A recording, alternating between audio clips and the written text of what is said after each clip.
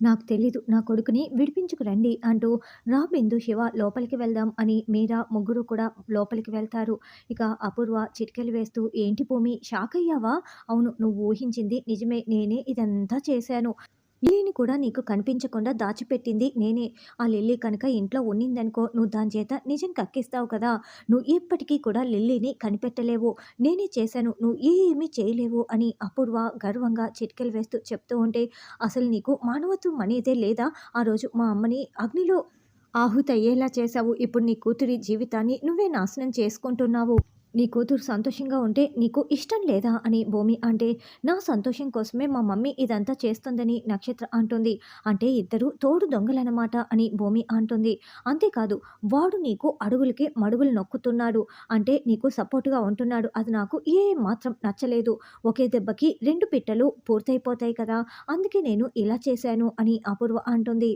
అయితే ఇప్పుడు చెప్తాను విను అని భూమి చిటికెలు వేస్తూ లిల్లీ ఎక్కడ ఉన్నా తీసుకువస్తాను, నేను చెర్రీని బయటికి తీసుకువస్తాను అని భూమి ఛాలెంజ్ చేస్తుంది. ఓ అయితే నువ్వు చేస్తావా సరే నేను చూస్తాను అని అపూర్వ భూమి బుగ్గపై ఒక చిన్న టచప్ ఇస్తూ వెళ్ళిపోతుంది. అంటే నీ అనుమానం నిజమే భూమి, ఇదంతా అపూర్వే చేసింది అని వింటున్న కేపీ అడుగుతూ ఉంటే, అవును మావయ్య నేను ముందే చెప్పాను కదా! ఇప్పుడు మనకున్న ఒకే ఒక్క దారి గగన్ బావ మాత్రమే. గగన్ బావని మనం సహాయం అడగాలని భూమి అంటే, కానీ గగన్ మాట వినడు కదమ్మా భూమి, నీ మాట అసలే వినడు అని కేపీ అంటే, చూడు మావయ్య గగన్ బావ పరిస్థితిని అర్థం చేసుకుంటాడు. నాకు ఆ నమ్మకం ఉంది అని భూమి చెప్తుంది. శారద దగ్గరుండి పూరిని పెళ్లి కూతురులా రెడీ చేస్తూ ఉంటే, అబ్బా పూరి ఎంత ముద్దొస్తున్నావో అమ్మ, ఇంకా ఏంటి పూరిని రెడీ చేస్తూనే ఉన్నావు? నా చెల్లి చాలా బాగుంది. త్వరగా కానివ్వు, వాళ్ళు బయలుదేరి వచ్చేస్తున్నారు అని గగన్ అంటాడు. రెడీ చేసేస్తున్నాను అయిపోతుందిలే అని శారద అంటుంది. సరే నేను వాళ్ళకి ఒకసారి ఫోన్ చేస్తాను అని గగన్ గది బయటకు వచ్చి ధ్రువకి కాల్ చేస్తాడు. చెప్పండి గగన్ గారు అని ధ్రువ అంటే, మీరింకా బయలుదేరి రాలేదా అని గగన్ ప్రశ్నిస్తూ ఉంటారు. 2 మినిట్స్‌లో బయలుదేరి వస్తున్నాము. సరే కానీ మీ అమ్మగారికి విషయం మొత్తం చెప్పారా అని, ప్రాబ్లమ్ ఏం లేదు కదా అని ధ్రువ ఫోన్లో అడుగుతూ ఉంటే, గగన్ అంతకు ముందు జరిగిన సంఘటన గుర్తు చేసుకుంటూ ఉంటాడు.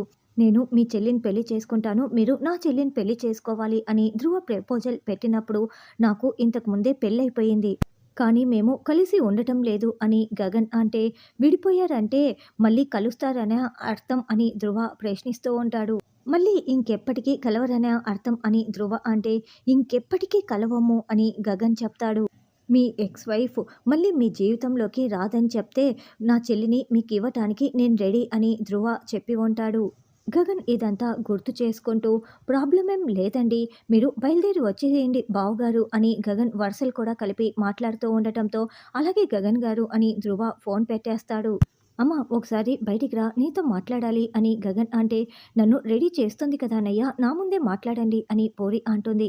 లేదు నువ్వు రెడీ అవుతూ ఉండు, అమ్మ ఇలా రా అంటూ గగన్ శారద చేయి పట్టుకొని లాక్కు వస్తాడు.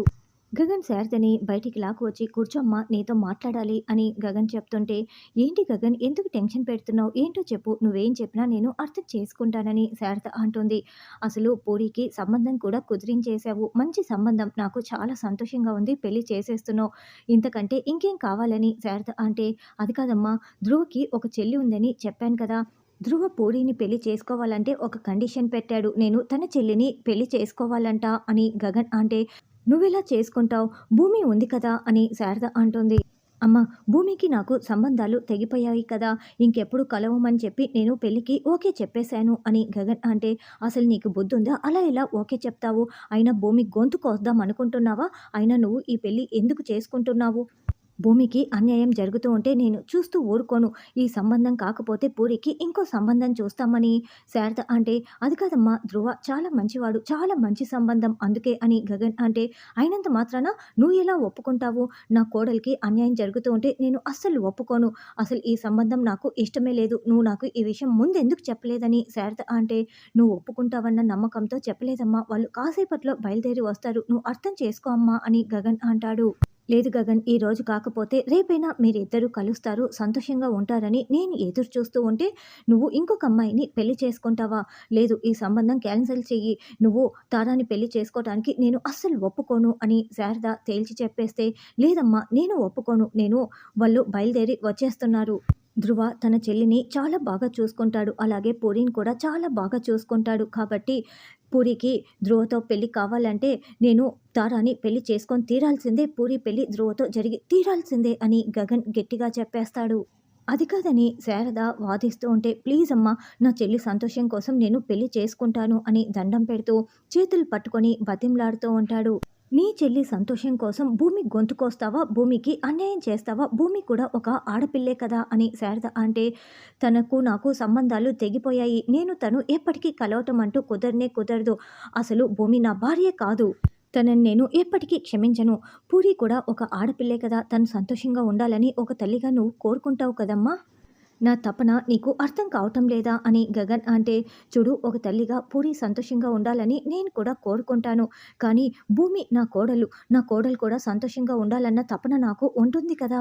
ఈ సంబంధం కాకపోతే ఇంకొక సంబంధం" అని శారద అంటే, "లేదమ్మా లేదు. అసలు పీటల మీద పెళ్లి ఆగిపోయిందని చెప్తే ఎవరు పెళ్లి చేసుకోవటానికి ముందుకు వస్తారు? నేను జరిగింది మొత్తం చెప్పాను. నువ్వు నా చెల్లిని పెళ్లి చేసుకుంటే చాలు. మీ చెల్లిని పెళ్లి చేసుకుంటాను" అని ముందుకు వచ్చారు. భూమి వల్లే కదా మండపంలో పీటల మీద పెళ్లి ఆగిపోయింది. పూరి సంతోషంగా ఉండాలంటే నేను ఈ పెళ్లి చేసుకోవాలి. ప్లీజ్ ఇంకేమీ మాట్లాడొద్దమ్మా, నన్ను అర్థం చేసుకో అని గగన్ శారద కాళ్ళు పట్టుకొని దండం పెడుతూ వేడుకుంటూ ఉంటాడు. "అయ్యో, నేను ఇప్పుడేం చేయాలి" అని శారద అంటే, "నువ్వేం చేయక్కర్లేదమ్మా, నువ్వు చూస్తూ ఉండు, మొత్తం నేను సర్దేస్తానని" గగన్ అంటాడు. "నువ్వు మాత్రం ధైర్యంగా ఉండు, నేను చూసుకుంటానని" గగన్ లోపలికి వెళ్తాడు. గగన్‌కి కోపం పోయి, "నిన్ను మళ్ళీ భార్యగా అంగీకరిస్తాడు. చూస్తూ ఉండు. నీపై ఎంత ప్రేమ ఉందో నీకే తెలుస్తుంది" అని శారద భూమితో చెప్పిన మాటల్ని శారద గుర్తు చేసుకుంటూ వెంటనే భూమికి ఫోన్ చేస్తూ ఉంటుంది. "అయ్యో, భూమి ఫోన్ తీయట్లేదేంటి" అని శారద కంగారు పడుతూ కేపీకి ఫోన్ చేసి జరిగిన విషయం మొత్తం చెప్తుంది. "కాసేపట్లో మాటలు మాట్లాడుకొని నిశ్చితార్థం చేసుకోబోతున్నారండి. భూమికి ఫోన్ చేస్తుంటే తీయట్లేదు. వెంటనే భూమికి చెప్పండి" అని గగన్ నా మాట అస్సలు వినట్లేదు. నా మూడ్ మూయించేస్తున్నాడని చెప్పటంతో, "సరే, నేను చెప్తానని" కేపీ వంట చేస్తున్న భూమి దగ్గరికి వచ్చి మొత్తం వివరంగా చెప్తాడు. "నేనొకదాన్ని బ్రతికి ఉన్నానని బావకి గుర్తుకు రావటం లేదా? మాది దేవతలు నిర్ణయించిన పెళ్లి. బొమ్మల పెళ్లి కాదు. ఇప్పుడే బావ సంగతి చెప్తానని" భూమి బయలుదేరి వస్తూ ఉంటుంది. భూమి అడుగు బయట పెడుతూ ఉంటే, "బావ, భూమి ఎక్కడికో టెన్షన్ పడుతూ వెళ్తుంది బావ, ఆపండి" అని అపూర్వ చెప్పటంతో, "భూమి ఎక్కడికని" శరత్చంద్ర అరుస్తూ నిలదీస్తూ ఉంటాడు. "అది కాదు నాన్న, నాన్న" అని భూమి నసుగుతూ ఉంటే, "ఇంకేంటి బావ, ఆ చెర్రీ గాడిని మనం జైల్లో పెట్టించాం కదా! తన వల్ల కాలేదు. ఇప్పుడు ఆ గగన్ గాడి దగ్గరికి వెళ్ళి కాళ్ళు పట్టుకొని బతిమలాడడానికి వెళ్తూ ఉంది. అంతే కదా భూమి? బావ, ఆ రోజు మీరు సమయానికి అక్కడికి వెళ్ళి భూమిని తీసుకురాకపోయి ఉంటే ఇప్పుడు భూమి గతి ఏమైపోయి ఉండేది? ఇదేమో సిగ్గు లేకుండా మళ్ళీ ఆ గగన్ గాడి దగ్గరికి వెళ్ళి చెర్రీని విడిపించటం కోసం అడగటానికి వెళ్తోంది. నీ మీద గౌరవం, కృతజ్ఞత ఈ భూమికి అస్సలు లేవు బావా" అని అపూర్వ అంటే, "నువ్వు ఆ గగన్ గారిని కలవటానికి వెళ్తున్నావా" అని శరత్చంద్ర నిలదీస్తూ ఉంటే, "లేదు నాన్న, లాయర్ కోసం వెళ్తున్నానని" భూమి అబద్ధం చెప్తోంది. "ఆ చెర్రీగాడు తప్పు చేశాడు. శిక్ష అనుభవించి తీరాల్సిందే. నువ్వు ఆ గగన్ గాడి దగ్గరికి వెళ్ళొద్దు. లాయర్ దగ్గరికి వెళ్ళొద్దు. నువ్వు నా మాట కాదని అడుగు బయట పెట్టావా, జీవితంలో ఈ ఇంటి గడప తొక్కలేవు. వెళ్ళు, మర్యాదగా లోపలికి వెళ్ళు" అని చెప్పి వార్నింగ్ ఇచ్చి శరత్చంద్ర లోపలికి వెళ్తాడు. "బావ ఇంత వార్నింగ్ ఇచ్చిన తర్వాత నువ్వు ఇక బయటికి వెళ్ళవులే. వెళ్ళు, వెళ్ళు, లోపలికి వెళ్ళు" అని అపూర్వ వెళ్తుంది.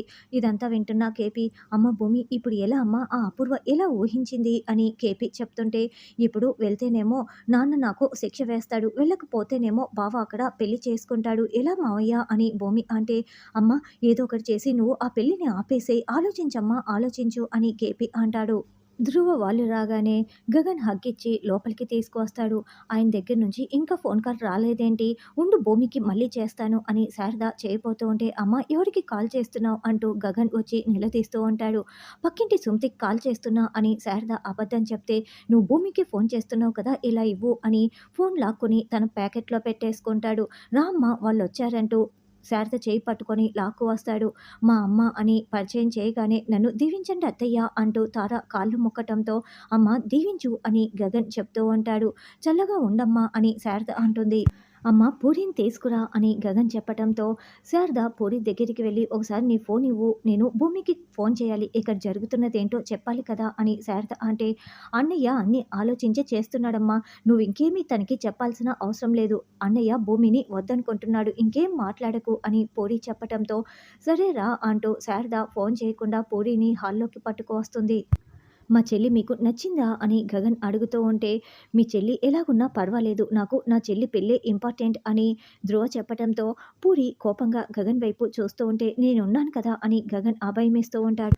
మీరు పూరిని పెళ్లి చేసుకుంటే మా గగన్ మీ చెల్లిని పెళ్లి చేసుకోవాలని చెప్పారంట. మరి మీ చెల్లికి మా గగన్ నచ్చాలి కదా అని శారద అంటే, నాకు ఎప్పుడూ నచ్చేసారంటీ. మేము గుళ్ళోనే చూసామని తారా చెప్తుంది. ఏంటి వీళ్ళే ముందు చూసారా? ఇంకా మేమే సంబంధానికి రెడీ అయ్యామనుకున్నానే అని శారద అనుకుంటూ ఉంటుంది. మరి మా గగన్‌కి మీ అమ్మాయి నచ్చాలి కదా! అని శారద అంటే, నాది కూడా సేమ్ ఫీలింగ్ అండి. నాకు మా చెల్లి పెళ్ళే ఇంపార్టెంట్. మీ చెల్లి ఎలా ఉన్నా పర్వాలేదని గగన్ అంటే, "అన్నయ్య నేను ఈ భూమి మీద ఒక్కటే పీసు, ఒక్కటే తారని ఏంటి ఇతను ఇలా మాట్లాడుతున్నాడని" గుసగుసలాడుతూ ఉంటే, తను క్యాజువల్‌గా అన్నారులే అని ధ్రువ నచ్చచెప్తూ ఉంటాడు. భూమి ఆటోలో బయలుదేరి వస్తూ ఉంటుంది.